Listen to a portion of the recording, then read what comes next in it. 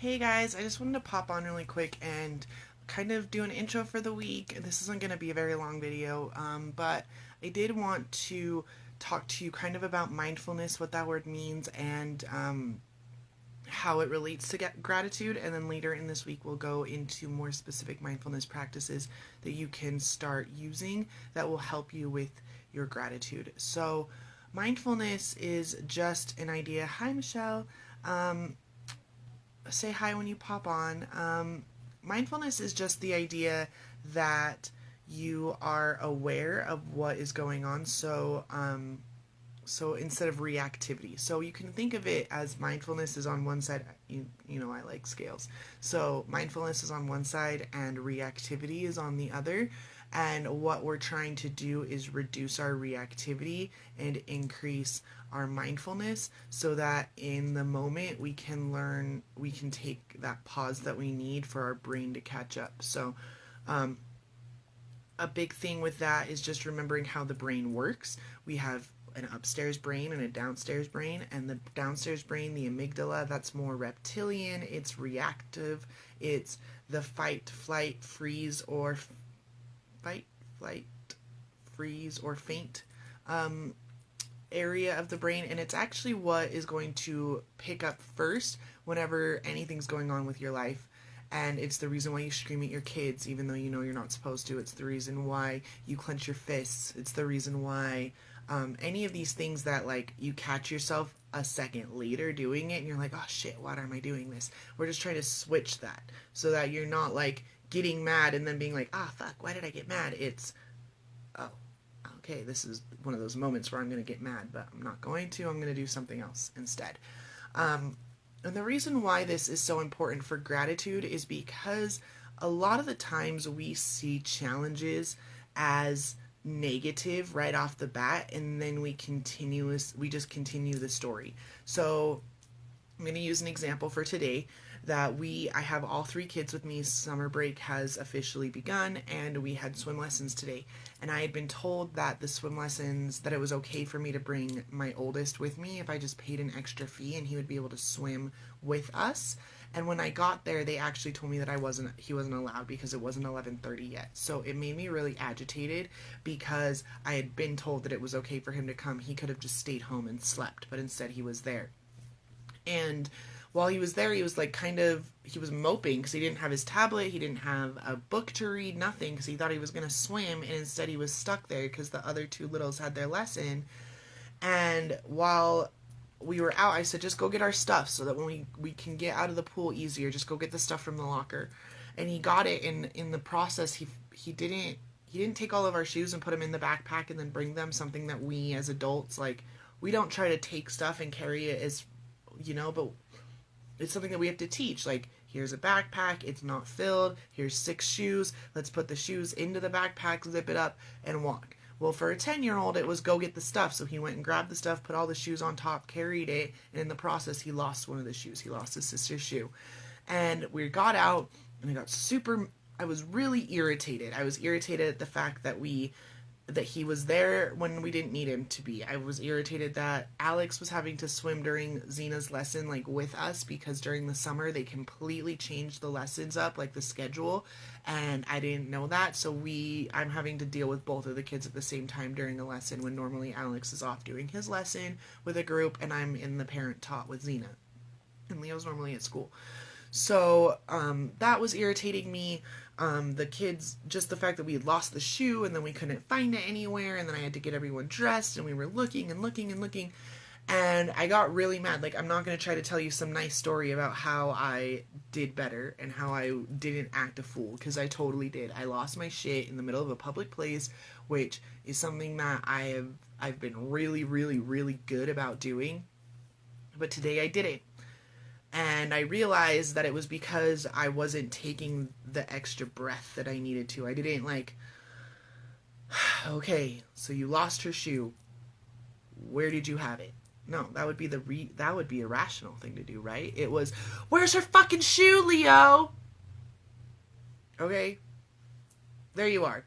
Vulnerable, wide open moment in the middle of a fucking rec center. Where's her fucking shoe, Leo? Mad, angry. The reason why I'm telling you this is not so that you can feel better about that you're a better parent than me. It's so that you can see why mindfulness is so important. Because had I been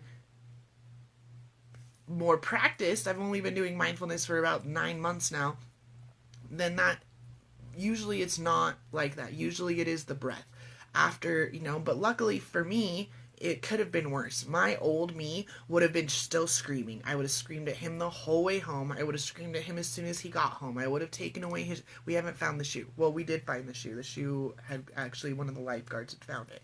But my old me, a year ago me, 2 years ago me, would have just freaked out continuously. I would have been mad at him. I would have been mad at Alex. I would have been mad at me for getting mad. And that would have been the worst one, is that I would have been continuously beating myself up. Oh my God, why did you do that? Why did you yell? Oh my God, you can't go back there again. You screamed at your kid in front of people. Blah, blah, blah. Oh my God. Oh, no. That's not. Nobody heard me. No one cares. Everyone has seen a mom with 3 kids kind of lose her shit before. And in the car home, I was able to be like, Leo, what happened? And this is what I should have said at the time. But what happened? And that's when he explained that he had taken all the shoes and just kind of piled them on top and walked. And so one of the shoes must have fallen while he was walking. And so we were able to take that moment and turn it into a learning experience of, if you have a backpack that's empty and you've got 4 or 6 shoes that you need to carry, you should use the backpack. And it's just something that we don't... I'm so happy you share messages like these. I'm happy that you can hear them.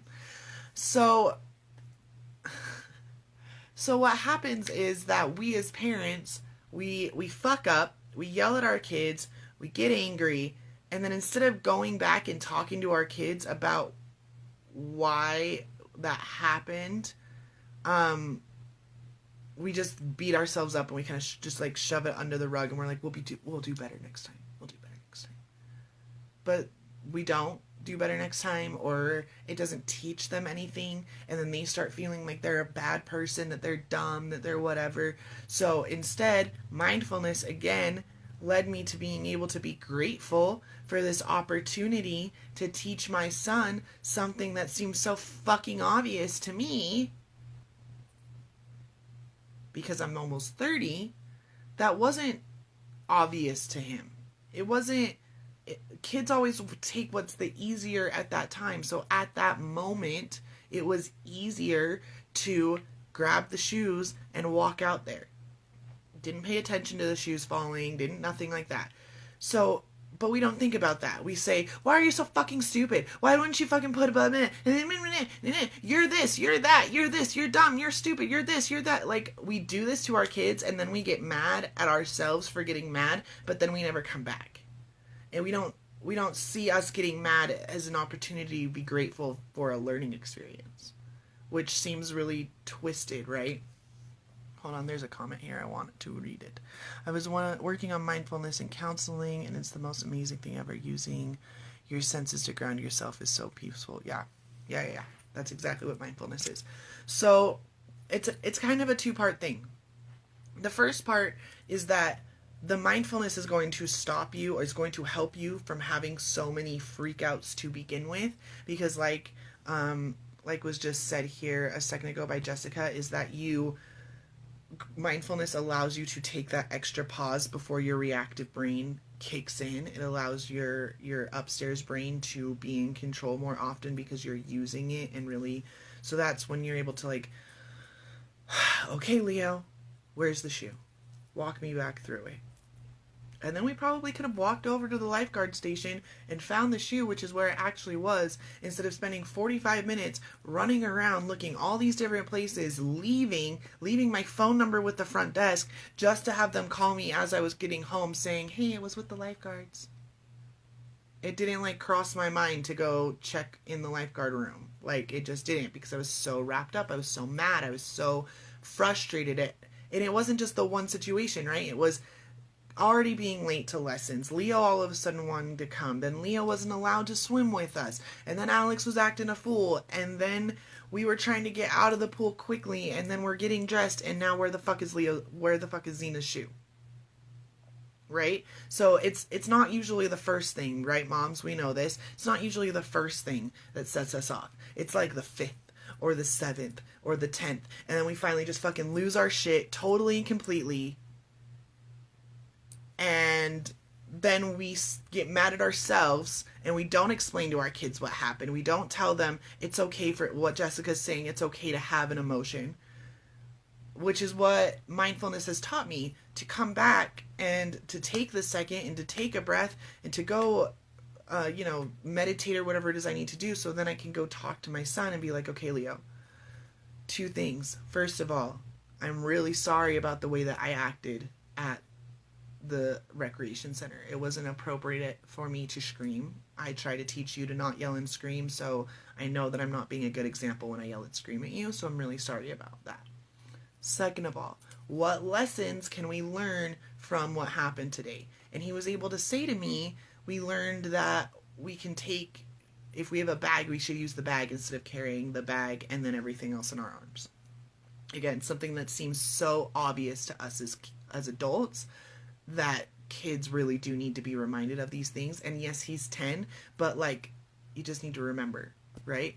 And then also the overall, so we had 2 lessons, right? The first, the specific lesson, and that's what I like to talk to him about. I'd like to tell him about specific lessons versus non-specific lessons, or overall lessons. So as the parent, I can come back and say, first of all, Leo, me screaming and yelling at you was not okay. I'm really sorry. My emotions got ahead of me. My downstairs brain took over, and I let it get the best of me. I'm really sorry, but I'm here with you now. I'm present with you now, and let's talk about this. Secondly, what lessons can we learn? And he was able to tell me, well, let's use the backpack and use that. And the second thing is to not be lazy. That's like just an overall theme for him right now, is that like he takes a bowl and he puts it on the kitchen table but not the counter, so then you have to take that extra step of picking it up from the table and putting it on the counter. Or he'll take all of his clothes and he'll shove them into his dresser instead of folding them, so we have to take them all out of his dresser and refold them and put them back. Or with the shoe, you take all the shoes and you just pile them on the backpack and carry it like this, and one falls off. We spent 45 minutes looking for a shoe that I now have to go back and drive to go get, when had he taken the 5 seconds to just put them into the bag to begin with, it wouldn't have happened. But I didn't need to scream at him about that. I didn't need to freak out about that. And so the way that this really fits into this whole gratitude practice is that I can now come vulnerable, my hands are kind of tingling right now, mom, and be honest with you about this real experience that I had, and then be grateful that I can teach it to you, that I can share it with you, that I can let you know that if you're a mom or a dad or a caregiver or an aunt or anything, and you've lost your shit on the kid that you're watching recently, it doesn't mean that you have to go beat yourself up, or that you need to go cool down, or you need to go maybe you need to go cool down, but don't let the cool down be the end of it. Don't let it be done after that. Don't let it be done with, Mama needs her break, and then when you come back out, oh, it's fine and everything's just been swept under the rug. Because it's gonna make them not feel as safe with you. They're gonna be waiting to find, like, when is she gonna freak out again? And second of all, it didn't teach them fucking anything. Yelling at them doesn't teach them anything except for to be scared of you. What teaches them is when you're able to come back with honesty and integrity and say, I fucked up. I'm a human. I'm a grown-up, and I'm a human, and I yelled at you, and I shouldn't have. So let's talk about this, and let's fix this wound. Let's put a Band-Aid on it. Let's clean it up nice, so that the next time we're in this situation, it's not going to be as huge, hopefully, and then I'm more conscious of it next time. I'll be able to be more aware when I'm already feeling frustrated that I should probably take a step back, or whatever it is. But when we yell and separate and then don't come back and explain why we yelled, it's not helpful. And if we can take time to cultivate a mindfulness practice, it's going to help with the yelling altogether. Yelling is completely detrimental for our kids. It activates different parts of our brain. There are tons and tons of studies out there now of psychologists saying that they would rather you beat your kid than yell at them, because at least beating goes to a different part of the brain that doesn't teach them to not always be safe. It's crazy science. It's stuff that doesn't make sense to a lot of us, because the neurobiology, the neuroscanning didn't exist when we were being raised, when our parents were being raised, none of that. So now that we have the ability to scan the brain with all these fancy machines, we're able to see what sections of the brain are lighting up. And they have absolutely unequivocally proven yelling at your kids is the most detrimental thing that you can do to them over the course of their life. Completely, 1000%. If you would like more information about this, I suggest you check out The Whole Brave Child, No Drama Discipline, and The Yes Brain, which are all all by Dan Siegel and Tina A. Pearson. Tina Payne Bryson. I don't know why I always say her name right. But, are you singing? Can you go sing over there for just a minute? I'm almost done talking, and then I'll come play with you, okay? I need to talk. Okay, we'll just sit right there. See? 3-year-olds. So just realize this. I'm going to come back later this week and talk to you more about how to actually cultivate this mindfulness practice. What? I'm trying to talk. I don't know. Can you just say hi and then go get yourself a little snack real quick? Why don't you go get a juice box? And Mama will help you. Say hi. Say hi. Okay. I like that. Go get yourself a juice box, please. But I'm not done talking. Okay, Alex, I need you to go right now, please. So, he's not going to leave me alone. So, please just remember that if you are a parent, you're allowed to give yourself grace. Play a game. That you're allowed to get angry. That you're allowed to have emotions, and you're allowed to be frustrated, like I might be right now. But yelling is not the solution. And if you do end up yelling, please go back and explain to your kids what happened. Please let them know that they're not. Let them know when you done it feeling, and the way they buy to this old lady. You're pretty intelligent, wise beyond your years, aren't you, bud? Yes. So I really hope that you can see that today has been a hell of a day, and it's going to be able to be turned around just because I took the time to not only cool off, but then I went and talked to my son about why I got angry, and now we can move on, and there's not this this weirdness where he's like, oh my god, I got yelled at earlier, is that okay? Like, what's gonna happen? Is she still mad? Is she not mad? Because that wreaks havoc on their brains. It makes them stressed out. It increases the cortisol levels. Go find brother. Where is he? Go find your brother. Leo, please. He's in there. Go get him. He's in there. That dang door. So just remember, I'm going to finish this. I promise I'm going to finish this statement. Just remember, you can find gratitude in even the shittiest situations. You can find gratitude in screaming at your kids at the rec center because you're able to... No, go away. I sent him to you. 3 kids. Have a kid, they said. Have another one, they said. Have one more, they said. I'm gonna go take a few breaths and go deal with that. And I hope that this helped you in some sort of way to find a way to find gratitude in even disciplining your children, because disciplining is just a chance for us to teach and not a chance for us to punish and give consequences, because that's not the point. The point is that we're parents and we have the opportunity to... I have 4. Yeah, I don't. Ryan got snipped after this last one because I wouldn't be able to do another one. But just remember that you are a teacher. You are not an executioner, and your job is to teach your kids, not to scream at them and hope that they hear you through the screaming, because I promise that they can't hear you.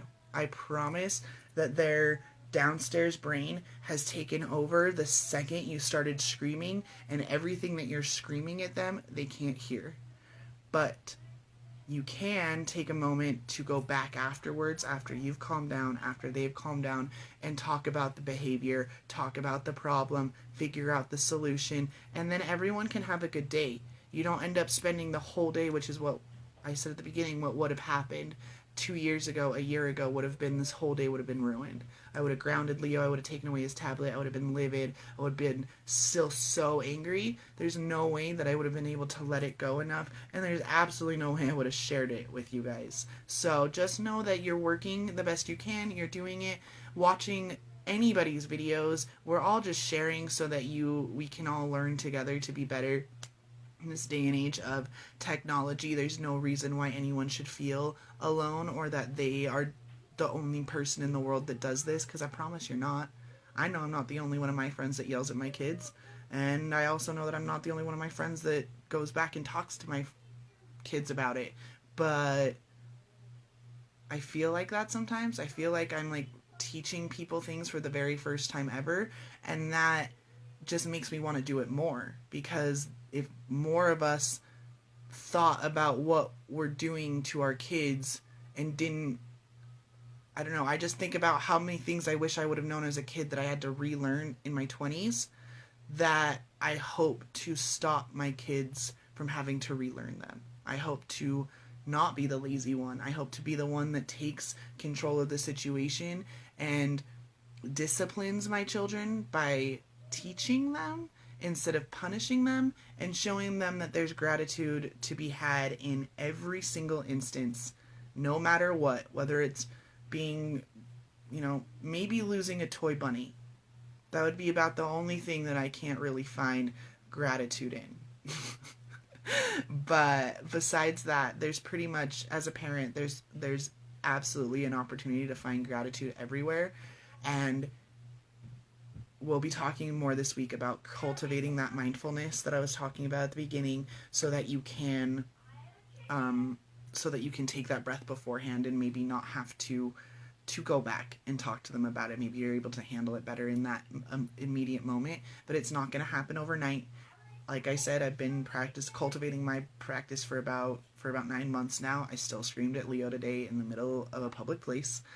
So it's not going to happen overnight, and we're all people, we all have emotions, we all have things we're going through, and just have some compassion, and just for yourself and for other people. So I'm just going to leave you with that. I'm glad that so many of you were able to join me today, and I am going to go make sure that the boys aren't killing each other. Bye!